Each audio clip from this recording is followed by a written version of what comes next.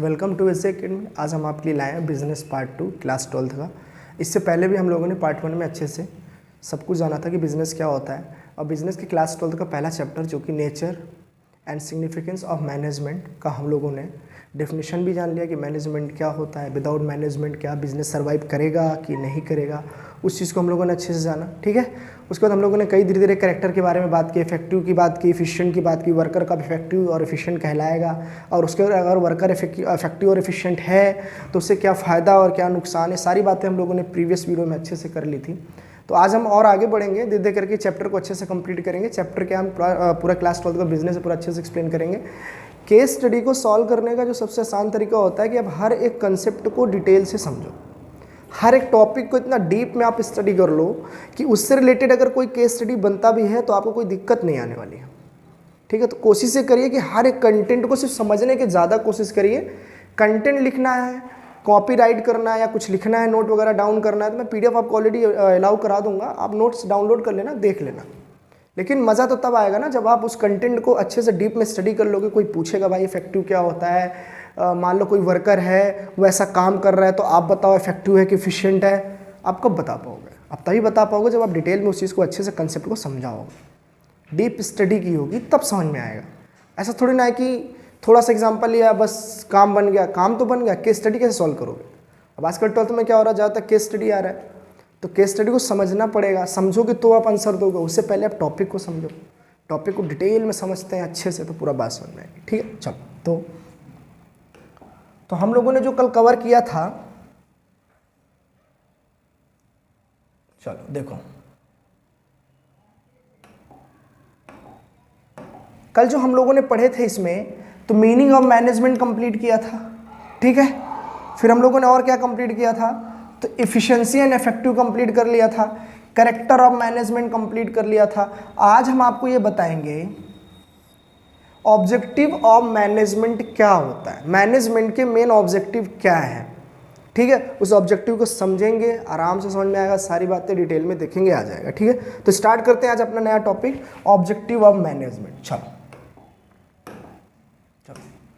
तो देखते हैं यहाँ पे ऑब्जेक्टिव ऑफ मैनेजमेंट। तो मैनेजमेंट या किसी बिजनेस का मेन ऑब्जेक्टिव क्या होता है, या मैनेजमेंट करने से उसके फायदे क्या होते हैं और नुकसान क्या होते हैं, हम ये समझेंगे। ठीक है, तो सबसे पहले जो ऑब्जेक्टिव दिए हैं, एक्चुअली मैनेजमेंट का ऑब्जेक्टिव 3 होते हैं। क्या क्या होते हैं? ऑर्गेनाइजेशनल ऑब्जेक्टिव फर्म के रिगार्डिंग होता है, सोशल ऑब्जेक्टिव समाज के रिगार्डिंग होता है, पर्सनल ऑब्जेक्टिव का मतलब होता है कि भाई एक बात बताओ, फर्म में अगर हम मैनेज कर रहे हैं, काम कर रहे हैं, चलो ठीक है, हम काम कर रहे हैं कंपनी के लिए, तो कंपनी के लिए काम कर रहे हैं तो आप बोलोगे सर देखो ऑर्गेनाइजेशनल ऑब्जेक्टिव तो हो ही रहा है, मेन मोटिव कंपनी के बारे में तो सारा काम हो ही रहा है, कंपनी का तो फायदा हम करा ही रहे हैं। ठीक है, तो main organisational objective. Social objective मतलब बिजनेस कोई ऐसा काम करे जिससे सोशल में रहने वाले लोगों को फायदा मिले, जैसे एम्प्लॉयमेंट, नौकरी वगैरह मिल जाए। ठीक है, बेस्ट प्राइस पर उनको प्रोडक्ट मिल जाए, सेफ गुड्स मिल जाए, ताकि वो अपने पास क्या हो जाए, ताकि अपने स्टैंडर्ड लाइफ को अच्छे से बढ़ा सके। कंपनी तो है जो आसपास के लोगों को रहने को सुविधा देती है, उनको गुड्स एंड सर्विसेज प्रोवाइड करती है, ताकि वो उस चीज़ को क्या करें, कंज्यूम करें और आगे बढ़ें। ठीक है, तो बिजनेस भी कंज्यूमर पे डिपेंड होता है। ठीक है, पर्सनल ग्रोथ का मतलब क्या होता है, जिंदगी भर आप कंपनी में काम करते हो, उससे आपका भी तो कुछ फायदा होना चाहिए ना। तो यहाँ पे 3 ऑब्जेक्टिव के बारे में अच्छे से समझेंगे। अच्छा, पर्सनल ऑब्जेक्टिव में खुद का फायदा कैसे देखेंगे आप? यार आप कंपनी में अच्छा काम करोगे तो वहाँ का जो मैनेजर होगा, MD होगा, बोले यार बहुत बढ़िया, बहुत मेहनती लड़का है, ये बहुत बढ़िया काम करता है, इसको प्रमोशन दो ना, इसे प्रमोट करो आगे, तो आपका प्रमोशन होगा। ठीक है, और पर्सनल ग्रोथ कैसे हो सकते हैं? जिस कंपनी में आप काम करते हैं वहाँ का मैनेजर आपको जानता है, पहचानता है, भाई वर्कर बहुत अच्छे, हमारे जितने भी वर्कर हैं बहुत अच्छा काम करते हैं, तो हो सकता है आपको हॉस्पिटल फैसिलिटी फ्री मिलने लग जाए, आपको बच्चों को पढ़ने के लिए एजुकेशन प्रोवाइड करते हैं वो, तो कुछ ना कुछ आपके लिए करेंगे तो आपका भी ग्रोथ होगा। अगर प्रमोशन हो जाएगा, बोनस वगैरह मिलेगा तो आपका पर्सनल ग्रोथ होगा ना, तो पर्सनल ऑब्जेक्टिव भी वहाँ पे होना चाहिए। तो एक एक करके हम सारी बातों पे बात करेंगे। तो सबसे पहले बात करेंगे हम लोग ऑर्गेनाइजेशनल ऑब्जेक्टिव। मेन ऑर्गेनाइजेशन मतलब कंपनी का मेन मोटो क्या होता है, किसी एक कंपनी का मेन मकसद क्या होता है, उस चीज को हम आज समझेंगे। चलो देखते हैं। चलो देखो लिखा हुआ है यहाँ पे, आराम से इसने समझो आप इस चीज को। इन्होंने लिखा कि ऑर्गेनाइजेशनल ऑब्जेक्टिव, किसी एक बिजनेसमैन का मेन मोटो ये होता है, आप देखो लिखा है ना, सर्वाइवल, प्रॉफिट और ग्रोथ। एक आराम समझते हैं, कोई बिजनेसमैन अगर किसी एरिया में बिजनेस करने जाता है तो ये नहीं चाहता कि मैं आज जाऊं और कल मेरा बिजनेस बंद हो जाए, ऐसा तो नहीं चाहता। वो चाहता है कि मैं बहुत लंबे समय तक बिजनेस करता रहूँ। अच्छा एक बताओ, बहुत लंबे समय तक बिजनेस कैसे करेगा? तो आप बोलो कंज्यूमर को सेटिस्फाई करते रहो। तो पहला पॉइंट इसका यही बना कि वो चाहता है कि मैं सर्वाइवल मोड पे रहूं, मतलब मेरी कंपनी हमेशा जिंदा रहे और मार्केट में हमेशा चलती रहे, कभी मेरी कंपनी बंद ना हो। वो चाहता है कि सबसे पहले मेरा सर्वाइवल हो। क्या हो? सर्वाइवल हो, मैं पहले टिक जाऊं, मार्केट में चल जाऊं, लंबे समय तक चलूं, सर्वाइवल चाहता है। सर्वाइवल कब होगा? तो आप बोलोगे आप चाहते हो कि सर्वाइवल हो। चलो, ऑर्गेनाइजेशनल ऑब्जेक्टिव का सबसे पहला पॉइंट है सर्वाइवल। सर्वाइवल कैसे होगा? तो आप बोलोगे आप पहले कंज्यूमर के सेटिस्फैक्शन पर ध्यान दो। कंज्यूमर को क्या करो? आप सेटिस्फाई करो। ठीक है, कंज्यूमर को आपको क्या करना है? सेटिस्फाई करना है। दूसरी बात, ठीक है, best quality of goods and services provide करिए आप। Best quality of goods and services आप कंज्यूमर को प्रोवाइड करिए। ठीक है, चलो तीसरी बात है according to their need. According to their need का मतलब ये हुआ यहां पर, according to their need. According to their need, their मतलब यहां पर किसकी बात कर रहा है? तो आप समझना, यहां पे जो मैं बात कर रहा हूं, मैं यहां पे कंज्यूमर की बात कर रहा हूं। कंज्यूमर को जो चीज जरूरत है अगर आप वो दोगे ही नहीं, भैया वो चाहता है कि मुझे यहाँ पे क्लॉथ मिल जाए, कपड़े पहनने को मिल जाए, और आप वहाँ उसे खाना दोगे तो कैसे लेगा? कंज्यूमर की जो ज़रूरत होगी आपने अगर उस चीज़ को प्रोवाइड किया तो आप विश्वास मान लीजिए आपका बिजनेस कहीं बेकार नहीं जाएगा, आप बहुत जल्दी ऊपर जाओगे। तो कहने का मतलब मेरा ये है कि सर्वाइवल अगर आप चाहते हो कि कंपनी मेरी हमेशा चलती रहे तो आपको 3 से 4 चीज़ों पर आपको हमेशा फोकस रखना। सबसे पहली बात, आपको कंज्यूमर को सेटिस्फाई करते रहना पड़ेगा और best quality of goods and services उनको प्रोवाइड करनी पड़ेगी, सस्ते रेट में, कम से कम रेट में। ऐसा नहीं कि आप गुड्स एंड सर्विसेज उनको दे रहे हो लेकिन रेट बहुत महंगा कर रहे हो। तो आपको पता है ना कि हमारे जो लाइफ में या हमारे आसपास रहने वाले 3 तरीके के लोग होते हैं। ठीक है, एक रिच होते हैं, एक मिडिल होते हैं और एक क्या होते हैं? पुअर होते हैं। तो आप समझो, अमीर भी होते हैं, गरीब भी होते हैं, और कुछ ऐसे होते हैं जो ना अमीर होते हैं ना गरीब होते हैं, मिडिल क्लास के लोग होते हैं।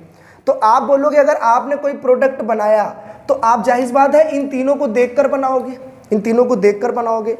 अब ऐसा तो है नहीं कि भैया आपने अमीर को देखकर बना दिया तो अमीर बोलेगा यार चलो ठीक है, हम तो हर चीज़ को खरीदने के लिए तैयार हैं, हम तो हर चीज़ को बाई करने के लिए तैयार है क्योंकि हमारे पास पर्याप्त पैसा है।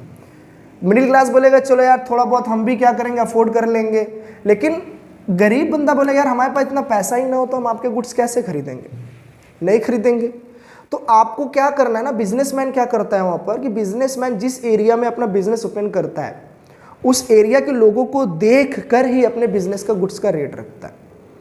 ठीक है, जिस एरिया में जैसे मान लो कि मुंबई वगैरह में अगर वहाँ पे कोई गुड्स बनता है और वहाँ के लोगों के लिए बनेगा तो महंगा बनेगा, है ना। मान लो ऐसे एरिया में चला जाए जहाँ पे इतना ज़्यादा ग्रोथ ही नहीं है, डेवलपमेंट ही नहीं है, वहाँ पे अगर आप कंपनी डाल देते हो, वहाँ महंगा से महंगा सामान बेचोगे तो बिकेगा ही नहीं, आपका कोई खरीदेगा ही नहीं। तो आप सर्वाइवल क्या, आप छोड़ो, आप तो कंपनी वैसे ही बंद हो जाएगी।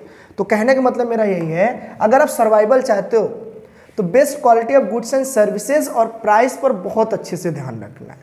ठीक है, चलो फिर उसके बाद अकॉर्डिंग टू देयर नीड, मतलब कंज्यूमर के नीड के हिसाब से प्रोडक्ट बनाओगे तो आप सर्वाइवल रहोगे, नहीं तो आप नहीं हो पाओगे, आप नहीं हो पाओगे। ठीक है, तो आपकी बातें समझ में आ गई कि सर्वाइवल का मेन मोटिव क्या होता है। सर्वाइवल, इन तीनों पे बात ध्यान रखोगे तो कंपनी हमेशा सर्वाइव करेगी और उसका यही मेन मकसद होता है कि मैं कंज्यूमर को हमेशा क्या करूं, किंग मानकर चलूं। इसीलिए कंज्यूमर को कहते हैं king pin of the market. Market को राजा बोला जाता है, मार्केट का राजा जो होता है वो कंज्यूमर होता है। ठीक है, ठीक है, कंज्यूमर ने जिस प्रोडक्ट को यूज़ कर लिया वो कंपनी अपने आप क्या हो जाएगी, अमीर बन जाएगी, उसके प्रॉफिट मार्जिन बढ़ने लग जाएंगे। ठीक है, चलो तो सर्वाइवल आपको समझ में आ गया होगा। अब देखते हैं प्रॉफिट पर। चलो देखो, कंपनी चाहती, कंपनी का मेन मोटिव ये होता है कि भैया ऐसा है सर्वाइवल तो हम हो गए, कंज्यूमर के नीड को उनको सेटिस्फाई कर दिया, बेस्ट क्वालिटी पर चीप प्राइस पर उनको प्रोडक्ट दे दिया सस्ते दाम पर, ठीक है। तो वो चाहता है अगर हम सर्वाइवल कर ही रहे हैं तो अब यार थोड़ा सा प्रॉफिट भी तो देखते हैं। अगर कंपनी प्रॉफिट नहीं अर्न करेगी, कंपनी यानी कि बिजनेस का मेन मोटो ही क्या होता है, हर बिजनेसमैन की बात नहीं कर रहा हूं, जो फाइनेंशियली कमाना चाहते हो, जो चाहते हैं कि मेरा बिजनेस स्टार्ट हो और मैं चाहता हूं कि प्रॉफिट कमाऊं, तो हर बिजनेस का मेन मकसद होता है प्रॉफिट मैक्सिमाइजेशन, ठीक है। चलो प्रॉफिट मैक्सिमाइजेशन, वो चाहता है कि मेरे को प्रॉफिट हो। फर्म का दूसरा ऑब्जेक्टिव ये है कि मेरा प्रॉफिट हो। तो प्रॉफिट करेगा कब करेगा, तो मैंने बोला ना, कंज्यूमर पे आप ध्यान दोगे, अपना सर्वाइवल बढ़ाओगे, ठीक है। तो प्रॉफिट अगर ज़्यादा से ज़्यादा आपको कमाना है, तो पहली बात, ज़्यादा से ज़्यादा अगर प्रॉफिट कमाना है तो ज़्यादा से ज़्यादा आपको एरिया कवर करने पड़ेंगे। आप एरिया को कवर करिए। क्या करिए? एरिया को कवर करिए। आप चाहते हो कि आपकी फर्म क्या करे, प्रॉफिट जनरेट करे, तो आपके कंपनी का जो मैनेजमेंट हो वो क्या होना चाहिए, अच्छा होना चाहिए। और मैनेजमेंट अच्छा तभी होगा जब आपका वहाँ का कोऑर्डिनेशन अच्छा होगा। क्या अच्छा होगा? कोऑर्डिनेशन। भैया किसी कंपनी का कोऑर्डिनेशन बहुत बढ़िया है, परचेज मैनेजर, सेल्स मैनेजर आपस में मिलकर रहते हैं, कंपनी का प्रत्येक बंदे आपस में मिलकर रहते हैं, कोऑर्डिनेट करके चलते हैं, एक दूसरे का सहयोग करते हैं, तो वहाँ का मैनेजमेंट अच्छा होगा, तो वहाँ प्रॉफिट होने में कोई रोक नहीं सकता है। क्या नहीं हो सकता है? रोक नहीं सकता। और जैसे ही मान लो कि आपके बिजनेस का दूसरा मोटो पूरा हो गया, भैया ऐसा है मैं प्रॉफिट भी जनरेट करने लग गए, हमारा सेल्स डिपार्टमेंट, परचेज डिपार्टमेंट बहुत बढ़िया काम कर रहा है, हमारे प्रोडक्ट बहुत बढ़िया बिक रहे हैं, हम कंज्यूमर के अकॉर्डिंग बेच रहे हैं, तो हमें प्रॉफिट जनरेट हो रहा होगा। प्रॉफिट कैसे जनरेट होगा? तो आप बोलोगे किसी एक कंज्यूमर को, किसी एक बिजनेसमैन को एक गुड्स बनाने में अगर लगता है 10 रुपए, 10 रुपए एक्चुअली उसकी क्या है? कॉस्ट प्राइस है। अब कॉस्ट प्राइस क्या होता है? तो आप लोग इस कॉस्ट प्राइस में उसके रॉ मटेरियल का भी प्राइस, लेबर चार्ज भी, हर चार्ज जुड़ा हुआ है। तो वो बोले यार इतना मैंने मेहनत किया है, मैंने इतना समय बेकार किया है, तो वो चाहेगा कंज्यूमर को गुड्स बेचूंगा तो कुछ ना कुछ तो मैं जनरेट करूंगा, तो वो उस पर क्या करेगा? 2 रुपये बढ़ाकर उसे कितने रुपए में बेच देगा? 12 रुपये में बेच देगा। तो ये 2 रुपये जो होता है वो हमेशा क्या होता है? उसका प्रॉफिट होता है। प्रॉफिट होता है, वो क्या होता है? प्रॉफिट। आप भी किसी के लिए काम करते हो तो आप चाहते हो कि मेरे को इनकम जनरेट हो, तो बिजनेसमैन भी अगर काम करता है तो चाहता है मेरा भी थोड़ा सा प्रॉफिट हो, लेबर चार्ज की मदद कर रहा हूँ, मैं अपना फर्म डाला हूँ, ठीक है, सब कॉस्ट जोड़ा, 10 रुपये बैठा, तो 2 रुपये ज़्यादा बढ़ाकर बेचेगा, उसको बोलते हैं 2 रुपये उसका क्या है? प्रॉफिट है। ऐसे ऐसे करके प्रॉफिट वो जनरेट करेगा, तो एडिशनल पैसे आते जाएगा, और इन्वेस्ट करेगा और आगे बढ़ता चला जाएगा, तो ज़्यादा से ज़्यादा एरिया कवर करेगा तो ज़्यादा से ज़्यादा उसका प्रॉफिट होगा। एरिया कवर करने का सेंस मतलब है ज़्यादा तक दूर अपना प्रोडक्ट पहुंचाओ, जितना ज़्यादा दूर तक अपना प्रोडक्ट फैलाओगे उतना ज़्यादा सेलिंग बढ़ेगी, उतना ज़्यादा आपकी इनकम जनरेट ज़्यादा हो जाएगी, ठीक है। चलो तो देखते हैं, तो आपको समझ में आ गया कि सर्वाइवल क्या होता है, प्रॉफिट क्या होता है, ग्रोथ क्या होता है। चलो तो ग्रोथ देखते हैं अच्छे से। चलो आप खुद बताओ, जो कंपनी सर्वाइवल मोड को सोच रही थी, आज वो सर्वाइवल हो भी रही है और कर भी रही है, मतलब मार्केट में अच्छा से छाया हुआ है, प्रॉफिट भी अच्छा खासा जनरेट कर रहा है, कोई दिक्कत नहीं, कोई समस्या नहीं उसको। तो आप बोलोगे जिस कंपनी का प्रॉफिट मार्जिन बहुत बढ़िया है, तो जाहिर बात वो कंपनी क्या कर रही है? ग्रोथ कर रही है। विदाउट ग्रोथ या बिना ग्रोथ के वो प्रॉफिट कैसे जनरेट कर सकती, मुझे ये बताओ। मान लो 10 वर्कर स्टार्टिंग में थे, वर्कर घटने लग गए, तो ग्रोथ कहाँ कर रहा है वो? चलो मान लो ग्रोथ कर रहा होगा तो इसका मतलब मशीन ला के रख रहा होगा, भैया वर्कर को हटा के मशीनरी ला रहा होगा, चलो ग्रोथ कर रहा है। लेकिन मैं ये कह रहा हूँ कंपनी मान लो पहले बहुत बड़ी थी, उसमें वर्कर काम करने वाले 100 थे, कंडीशन ऐसा हुआ कोऑर्डिनेट कर नहीं पा रहे हो, मैनेजमेंट कर नहीं पा रहे हो, वर्कर दिन पे दिन घटते जा रहे हैं, तो प्रोडक्शन भी तो घटता चला जाएगा। प्रोडक्शन घटेगा तो सेल्स घटेगा, सेल्स घटेगा प्रॉफिट घटेगा। तो कहने का मतलब ये है कि वर्कर अगर कोऑर्डिनेट करके कर रहे हैं, मैनेजमेंट अच्छा हो रहा है, तो कंपनी सर्वाइवल भी अच्छा कर रहा है, प्रॉफिट भी अच्छा कर रही है। ये उसे पता है कि प्रॉफिट अच्छा हो रहा है तो मुझे ग्रोथ करना है। तो ग्रोथ करने का मतलब क्या है? सबसे पहली बात वो चाहेगा कि मैं अपने और ब्रांचेस डाल दूं, और ब्रांचेस डाल दूं, ठीक है, अभी और लार्ज एरिया में कवर कर लूं मैं अपने बिजनेस को। लार्ज एरिया का मतलब क्या होगा? जैसे मान लो अभी इंडिया में ही केवल बिजनेस है, तो वो चाहेगा मेरा अमेरिका में हो जाए, ठीक है, चाइना में हो जाए, ठीक है, कोई दिक्कत तो नहीं। चलो तो वो चाहेगा ज़्यादा से ज़्यादा एरिया मेरा बिजनेस और ओपन हो, और फ्रेंचाइजी और ब्रांच ज़्यादा बढ़े मेरा, तो वो कहेगा मेरा ग्रोथ हो रहा है। मेरा क्या हो रहा है? ग्रोथ हो रहा है, ठीक है। पहले वर्कर 500 थे, 5000 वर्कर काम करते हैं मेरे यहाँ, तो मेरे बिजनेस का क्या हो रहा है, ग्रोथ हो रहा है। बिजनेस का लेवल छोटा था, अब बिजनेस बहुत बड़ा हो रहा है, तो मेरा क्या हो रहा है, ग्रोथ हो रहा है। तो फिलहाल ठीक है, आपको ये 3 बात समझ में आ गई होगी, ठीक है। तो हम लोगों ने ऑब्जेक्टिव ऑफ मैनेजमेंट पढ़े, ऑर्गेनाइजेशनल ऑब्जेक्टिव, सोशल ऑब्जेक्टिव, और हमने क्या ऑर्गेनाइजेशनल ऑब्जेक्टिव हम लोगों ने पूरा पढ़ लिया। आइए पढ़ते हैं हम लोग सोशल ऑब्जेक्टिव। ऑर्गेनाइजेशनल पूरा पढ़ लिया हम लोगों ने, अब सोशल पढ़ेंगे, ठीक है। चलो देखो,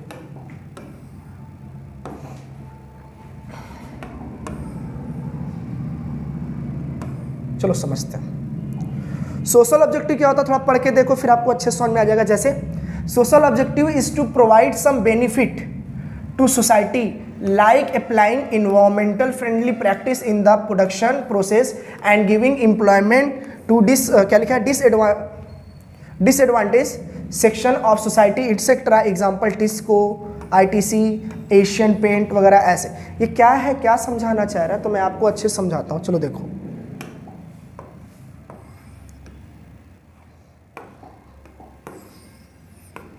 चलो देखते हैं।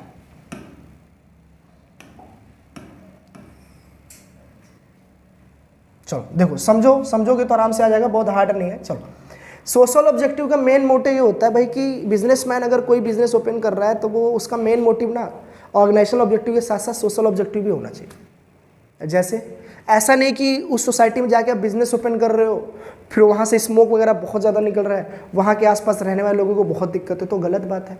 आपने अपना ऑर्गेनाइजेशनल ऑब्जेक्टिव के चक्कर में सोशल ऑब्जेक्टिव पे ध्यान ही नहीं दिया, आपने बिल्कुल नहीं ध्यान दिया, ठीक है।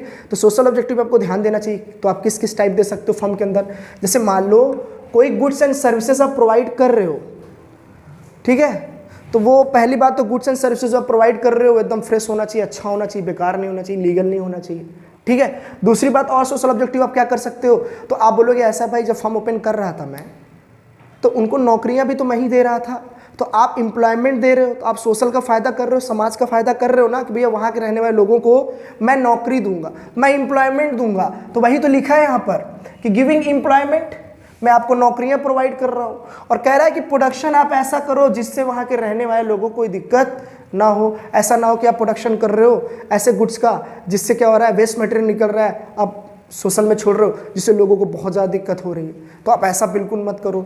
सोशल ऑब्जेक्टिव मतलब समाज को देखते हुए भी अपने को काम करना है, ताकि समाज में रहने वाले लोगों को कोई दिक्कत ना हो, ठीक है। जब उनको दिक्कत होने लग जाएगी तो फिर आपसे नाराज़ हो जाएंगे, फिर आप पे एक्शन लेंगे, लीगल एक्शन लेंगे, फिर आपको दिक्कत आएगी। तो कहने का मतलब यही है कि कोई भी काम करिए सोशल को देखकर काम करिए, समाज में रहने वाले लोगों को भी दिक्कत नहीं होना चाहिए, काम आप ऐसा करिए।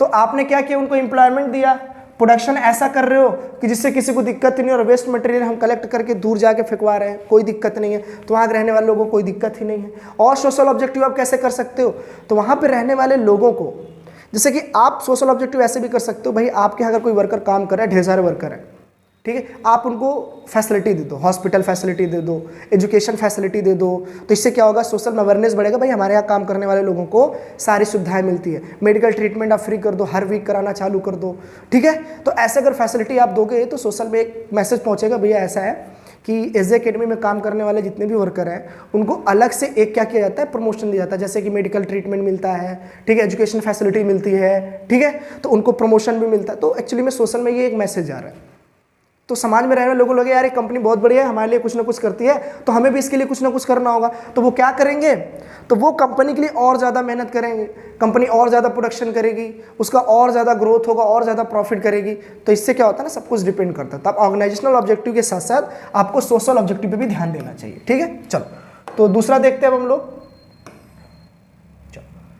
तो सोशल ऑब्जेक्टिव समझ गए होंगे आप। अब देखते हैं हम लोग लास्ट अपना ये वाला पर्सनल ऑब्जेक्टिव, ठीक है। चलो तो पर्सनल ऑब्जेक्टिव क्या होता है हमारा, हम समझेंगे, देखेंगे इस चीज को। चलो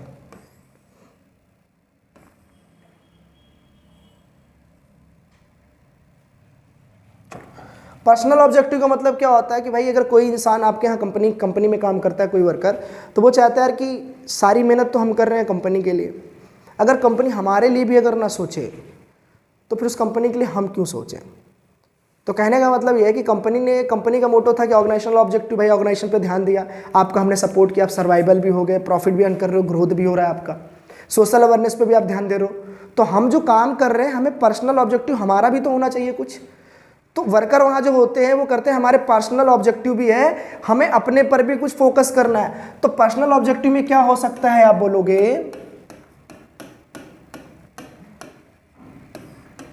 चलो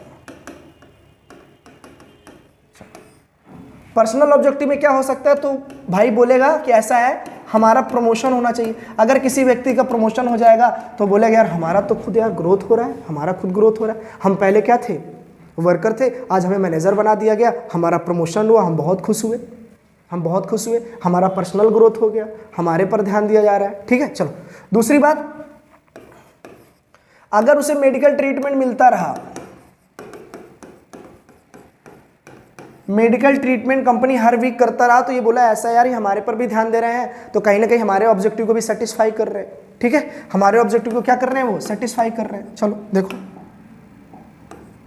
हमारे ऑब्जेक्टिव को भी ये सेटिस्फाई कर रहे हैं। तो फोकस ये करना है, आपको यहाँ पे समझना है कि पर्सनल ऑब्जेक्टिव का मतलब क्या होता है कि वर्कर के भी कुछ मोटो होते हैं, अगर वो उस चीज़ पर या उस चीज़ को मिलता रहा, वो कंपनी के लिए हमेशा काम करता रहेगा और कंपनी की प्रोडक्शन को बढ़ाता रहेगा, उसमें कोई दिक्कत नहीं आएगी। ठीक है, तो वही मैं कहना चाह रहा हूँ, पर्सनल ऑब्जेक्टिव क्या होता है, देखो थोड़ा सा पढ़ो यहाँ पे। Personal objective is to focus on diverse personal objective of people working in the organisation which need to be reconciled with the organisational objective. कहने का मतलब ये है कि वहाँ काम कर रहे वर्कर, ठीक है, कंपनी के लिए बहुत प्रेरित है, बहुत बढ़िया काम कर रहे हैं, तो कंपनी के ऑर्गेनाइजेशनल ऑब्जेक्टिव के साथ साथ कंपनी को उनके भी ऑब्जेक्टिव यानी मोटो पर ध्यान देना चाहिए, उनको भी मेहनत को देखना चाहिए कि वर्कर बहुत बढ़िया काम कर रहा है, इसको प्रमोशन दीजिए, वर्कर बहुत बढ़िया काम कर रहा है, इसका इंसेंटिव वेजेस बढ़ाइए, ये वर्कर बहुत आलसी, अब इसे भगा दीजिए, कोई दिक्कत नहीं। लेकिन जो वर्कर अच्छा काम कर रहा है, अगर उसको मोटिवेशन नहीं मिला, मोटिवेशन वर्कर को कैसे मिलती है, आप खुद बताओ, वर्कर मोटिवेशन कैसे पाएगा, आप बताओ मेरे को,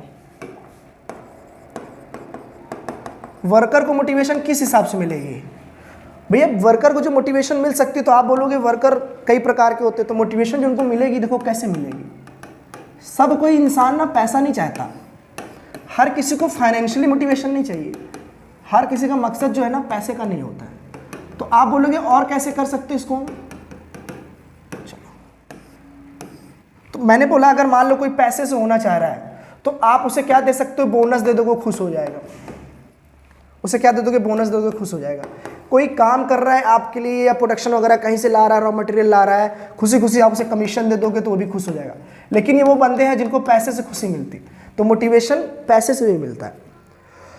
तो बोलेगा यार ऐसा है कि कंपनी के लिए हम इतना कुछ कर रहे हैं, कंपनी हमारे लिए भी तो कर रही है, बोनस देती है, हर फेस्टिवल में बोनस दे दी या कुछ, है ना, तो और क्या देती है, आप बोलो कमीशन देती है, कुछ इधर उधर सेटिंग कराते हैं कंपनी के लिए, कोई रॉ मटेरियल वगैरह देते हैं, मेहनत करते हैं, एडिशनल टाइम देते हैं, तो हमें क्या करता है वो कमीशन देता है। लेकिन कुछ लोग ऐसे होते हैं जो कहते हैं कि हमें पैसे से मतलब नहीं होता, तो वो चाहते हैं कि ऐसा ना हमें प्रमोशन होना चाहिए, हमारा क्या होना चाहिए, प्रमोशन होना चाहिए।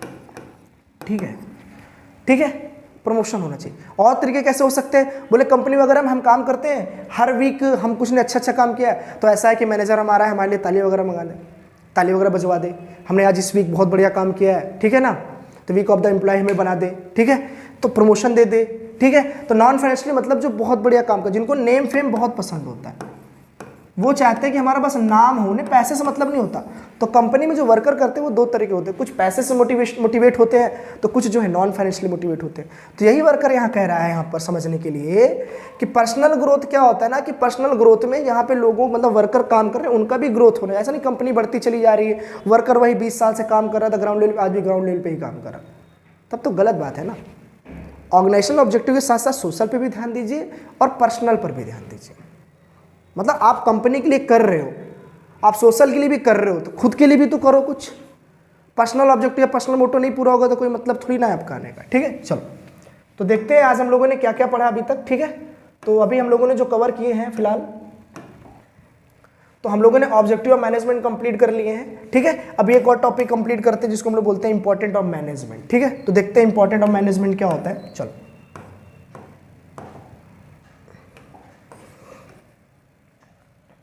मैनेजमेंट करने के क्या फायदे हैं हमारे, हम इस चीज को अच्छे से देखेंगे, समझ में आएगा, बहुत ज्यादा हार्ड नहीं, आराम से समझ में आ जाएगा। चलो देखते हैं।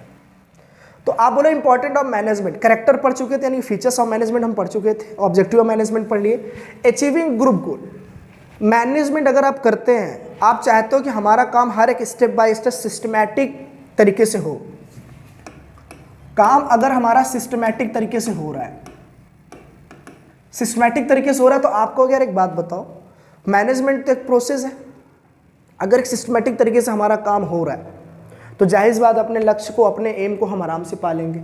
अगर हमारा मैनेजमेंट अच्छा है तो हम अपने गोल को बहुत आराम से अचीव कर सकते हैं। अगर हमारा मैनेजमेंट ही अच्छा नहीं है तो आप बोलोगे हम कोई चीज़ अचीव कर नहीं सकते। तो मैनेजमेंट अच्छा कब होगा? तो मैंने बार बार बोल रहा हूँ कि मैनेजमेंट अच्छा तभी होगा जब आपस में कोऑर्डिनेशन होगा। क्या होगा? कोऑर्डिनेशन। अगर आपस में कोऑर्डिनेशन है, तालमेल है, तो आप कोई भी काम को अच्छे से मैनेज कर लोगे और जैसे ही मैनेज करते चले जाओगे धीरे धीरे करके आप अपने एम, अपने लक्ष्य को भी पा लोगे। और मैंने ये भी बताया था कि अगर आपको अपना एम ही नहीं पता है तो आप मैनेजमेंट किसके लिए करोगे? भाई सुबह उठ के जाना ही नहीं पता कि जाना कहाँ है मुझे, तो आप सुबह उठोगे ही क्यों? तो कोशिश ये करो, पहले जीवन में कोई लक्ष्य बनाओ। जब जीवन में कोई लक्ष्य आप आराम से बना लेंगे तो आप समझ जाएंगे कि मुझे उस हिसाब से काम करना है। 12th पास होना ही आपका लक्ष्य है तो आप उसके हिसाब से तैयारी करते हो। ऐसा थोड़ी ना आप कुछ भी तैयारी करते हो कुछ भी चले जाता है, ऐसा थोड़ी ना होता है। चलो, तो अचीविंग ग्रुप गोल, तो मैनेजमेंट का मेन फंक्शन ये होता है कि मैनेजमेंट करते हैं कोई अपने मकसद को पाने के लिए या अपने लक्ष्य को प्राप्त करने के लिए, उसको हम करते हैं, ठीक है ना। और मैनेजमेंट कोई एक बंदा तो होता नहीं उसमें, तो आप उसमें बोलोगे उसमें पूरा एक ग्रुप होता है। उसमें क्या होता है? पूरा एक ग्रुप होता है। किसी एक बंदे की बस की बात नहीं कि मैनेजमेंट कर ले, ठीक है। कोई भी आप काम करने जाओ, देखो आप अकेले नहीं कर सकते। खाना पीना छोड़कर सोना, बाकी जीवन में कोई भी काम करेंगे तो बिना दूसरे के सहयोग के नहीं हो सकता, ठीक है। चलो, इंक्रीज इफिशिएंसी, तो आप बोलोगे हर एक काम सिस्टमैटिक तरीके से अगर हो रहा है, मान के चलो कोई वर्कर है, इसे मैंने बोला कि आपको ये टास्क पूरा करना है। क्या टास्क पूरा करना है? तो आप बोलोगे मैंने कहा 20 करोड़ का टर्नओवर इस साल मुझे चाहिए। तो ये बंदा बोलेगा यार हमको कुछ पता नहीं कैसे करना है, हमें कुछ पता नहीं हम क्या काम करेंगे। तो क्या करेगा ना, इसका मैनेजर आएगा। इसका मैनेजर आएगा, जो इसका जो हेड होगा इसको बोलेगा कि देखो ये काम जो है ना आपको ऐसे करना है। वो उनको समझाएगा कि काम को आपको ऐसे ऐसे करना है। तो कहने का मतलब है इस हेड ने इससे क्या किया? कोऑर्डिनेट किया ना, कोऑर्डिनेट किया। और इसने भी क्या किया ना, इनकी बातों को सुना। ऐसा तो है नहीं अरे चलो रहने दो तुम्हारी ये बात हमने सुनी, तुम किस बात के मैनेजर हो, ऐसा थोड़ा ना बोलेगा वो। तो कहने का मतलब है हेड ने इसे कोऑर्डिनेट किया और इसने भी इसे कोऑर्डिनेट किया, तो दोनों ने आपस में तालमेल बनी, दोनों ने आपस में बात की। जब बात की उसके बाद इस जो वर्कर था उस वर्कर ने अपना काम क्या कर दिया? स्टार्ट कर दिया, ठीक है। और ये स्टार्ट करने के साथ साथ ये लोगों के साथ कोऑर्डिनेट भी कर रहा है। क्या कर रहा है? कोऑर्डिनेट कर रहा है। तो आप खुद बताओ, इसे जहां कोई दिक्कत आएगी क्या ये अपने हेड से या अपने कलीग से वो बातों को नहीं पूछ लेगा? आराम से पूछ लेगा। और जैसे पूछता चला जाएगा तो इसका कम से कम समय में काम होना चालू कर देगा। क्या हो जाएगा? चालू कर देगा। फ्रस्ट्रेट भी नहीं होगा, इरिटेट भी नहीं होगा, काम को बहुत आराम से करेगा। तो काम जो करेगा वो कैसे करेगा? इफेक्टिव और इफिशिएंट दोनों करेगा। तो इसका जो काम होने वाला है यहाँ पर, उसका जो काम होगा वो इफेक्टिव भी होगा और क्या होगा? इफिशिएंट। तो इफेक्टिव इफिशिएंट कैसे हो गया? तो आप बोलोगे हेल्प लेता जाएगा तो कम से कम समय में हो जाएगा। और यदि वर्कर हमारा पहले से ही क्या है? स्किलफुल है। भैया स्किलफुल नहीं होता तो कंपनी में नौकरी क्यों देता? समय तो अपने लोगों से, कलीग से, अपने हेड से पूछ कर एक्सपीरियंस ले लेकर काम कर सकता है, लेकिन कंपनी में काम नौकरी तभी मिलेगी जो स्किलफुल रहा होगा। और नहीं भी रहा होगा तो उसको ट्रेनिंग दिलाकर एक्सपर्ट बनाया जाएगा, ठीक है।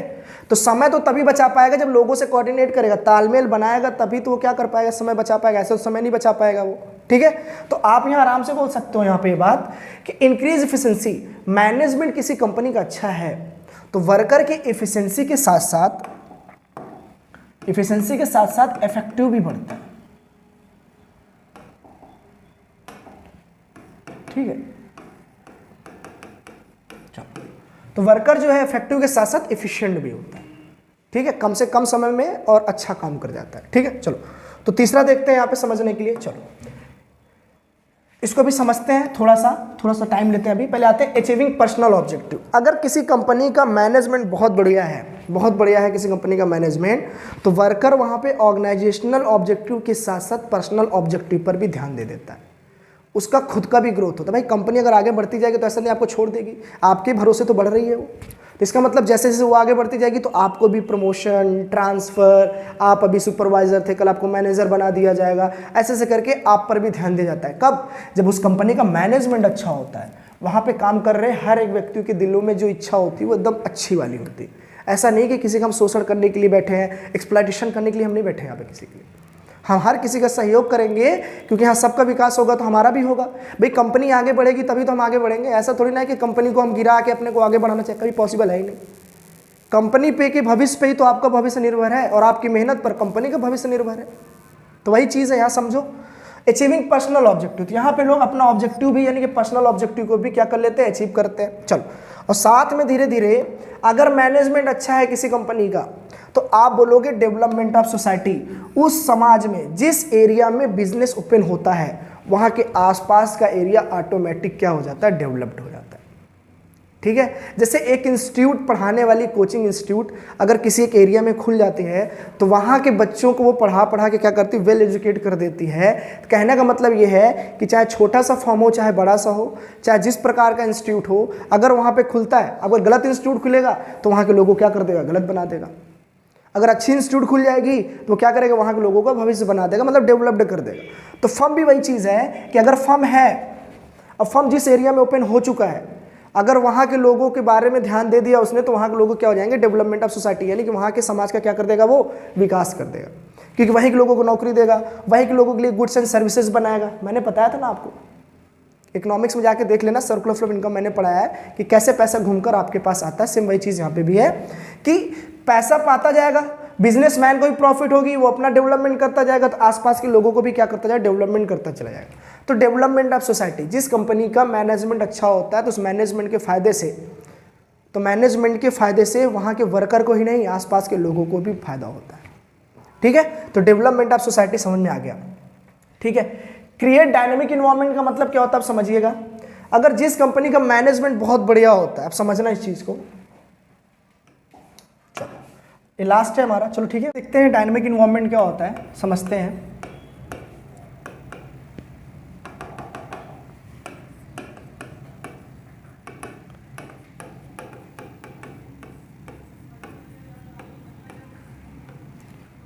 डायनामिक इन्वायरमेंट का मतलब ये हो गया, यहाँ पे आप समझने की कोशिश करो। डायनामिक मतलब होता है चेंज।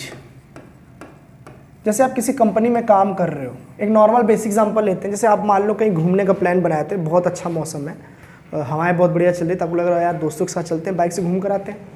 तो आप बाइक निकाला, आप चल दिए। जैसे आप घर से कम 3 या 4 किलोमीटर दूर पहुँचे तो अचानक से तूफान आने लग गया, बारिश आने लग गई। तो आप बोलो यार हमने सोचा क्या था और हमारे साथ हो क्या गया, ये तो गलत हो गया। हमने जो सोचा था, जिसके हिसाब से मैनेजमेंट किया था, ये तो जस्ट उल्टा हो गया ना। तो हम अपने साथ छाता लेके आए थे, अम्ब्रेला लेके आए, है ना। ऐसी कोई सुविधा नहीं लाई जिससे हम तूफान से बच सकें या बारिश से बच सकें, ऐसी कोई सुविधा ही नहीं थी। तो आप बोलोगे आप जैसा इन्वायरमेंट समझ के गए थे या आप जैसा इन्वायरमेंट क्रिएट करके रखे थे अपने पास, जस्ट उसमें चेंज आ गया। तो आप बताओ, अचानक से तूफान आ गया, बारिश आ गया, उस डायनामिक जो चेंज हुआ, अचानक जो चेंज हुआ एनवायरनमेंट में, उसको आप संभालने के लिए आप क्या करोगे। आप बोलोगे उससे पहले हमें क्या होना चाहिए, इससे पहले हमें जानकारी होनी चाहिए थी। यार मान लो कि ऐसी प्रॉब्लम हो सकती तो हम ये करते। अरे जब इतना पता ही होता आपको तो आप पहले से तैयारी करके जाते। तो डायनामिक इन्वायरमेंट मतलब क्या है कि जिसके बारे में आपको पता नहीं, अचानक से कोई चेंज आ जाए। अचानक से कोई चेंज आ जाए तो आप उसे कब संभालोगे, जब आप किसी भी कार्य को कर रहे हो, उस कार्य में एक्सपर्ट हो। तो कितना भी वातावरण चेंज क्यों ना हो जाए, आप उसको क्या कर लोगे, मैनेज कर लोगे। सेम कंपनी का भी सिचुएशन है कि कंपनी का जो मैनेजर होता है, मैनेजर बोल लो आप, चाहे आप वर्कर को बोल लो, ये सब क्या करते हैं ना, किसी एक कंपनी के अंदर काम करते हैं, एक रूफ के अंदर काम करते हैं, एक बिल्डिंग के अंदर काम करते हैं। तो आप बोलोगे ये दोनों जो मैनेजमेंट करते हैं अपने एक टारगेट को सेट करके चलते हैं। ठीक है, एक टारगेट अपना एक एम क्या करते हैं, सेट करके चलते हैं। अगर अचानक से कोई ऐसा चेंज आ जाए, फर्म में कोई ऐसा चेंज आ जाए, जैसे मान लो गवर्नमेंट पॉलिसी चेंज हो जाए कोई, कि भैया ऐसा है कोरोना की वजह से 6 महीने तक कंपनी क्या हो जाएगी, बंद हो जाएगी। तो आप लोग वर्कर ने और जो मैनेजर ने सबने मिलकर जो एक अपना टारगेट एम सेट किया था, वो गवर्नमेंट के पॉलिसी चेंज करते ही क्या हो गया, उनका इन्वायरमेंट बदल गया, उनका मैनेजमेंट पूरा फ्लॉप हो गया। तो आप बोलोगे तो मैनेजमेंट क्या करेगा वहाँ पे, आप बोलो जब कोई भी कार्य अगर सही ढंग से या एक सिस्टमैटिक तरीके से हो रहा होता है, उसमें अगर चेंजेस आ जाता है, तो वहाँ के वर्कर और वहाँ के मैनेजर, वहाँ का कोई भी पैनिक नहीं होता। उस चीज़ को वो क्या करते हैं, उस पर कंट्रोल करने की कोशिश करते हैं कि भैया देखो यार हमारा सब कुछ तो पहले से ही अच्छा था, हम लोग बहुत सिस्टमेटिक तरीके से काम कर रहे थे, एक प्रोसेस में कर रहे थे, एक प्रोसीजर फॉलो करते थे। अब अचानक से कोई चेंज आया है तो उसको हम एडॉप्ट करेंगे, भाई मजबूरी है, गवर्नमेंट पॉलिसी क्या करेंगे, एडॉप्ट करेंगे।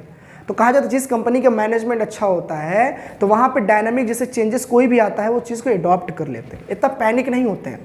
अगर आप हर बात को लेकर पैनिक होने लग जाओगे तो बिजनेस आपका चल चुका, बिजनेस छोड़ो आप भी चल चुके हैं, ठीक है। तो कहने का मतलब यही है, चाहे जीवन हो चाहे बिजनेस हो, तो मैनेजमेंट अगर करके चलते हैं, मैनेज करके कोई भी चीज़ चलते हैं तो कितना भी चेंज क्यों ना आ जाए आप उसे अडॉप्ट कर लेंगे। थोड़ी कठिनाइयाँ जरूर होंगी, लेकिन आप कितने एक्सपर्ट हो, आप कितने प्रोफेशनल हो, आप उसको कार्य करने में कितने स्पेशलाइज्ड हो। जब भी कोई जीवन में चेंज आता, अगर आपने उसको संभाल लिया तो ही पता चलता है ना कि आप उसके लिए कितने अच्छे थे या आप उस काम को कर सकते थे, कितनी रुकावटों को आप झेल सकते थे। वही तो आपका क्या है, डायनामिक इन्वायरमेंट। तो इन्वायरमेंट हो चाहे बिजनेस हो, हर चीज़ में चेंज आता है, उसको आपको संभालना होगा, ठीक है। तो आप समझ गए होंगे डायनामिक इन्वायरमेंट मतलब होता है कि जिस वातावरण में काम कर रहे हो अचानक से वो वातावरण ही बदल जाए, समझ रहे हो, तो उसको आपको झेलना है।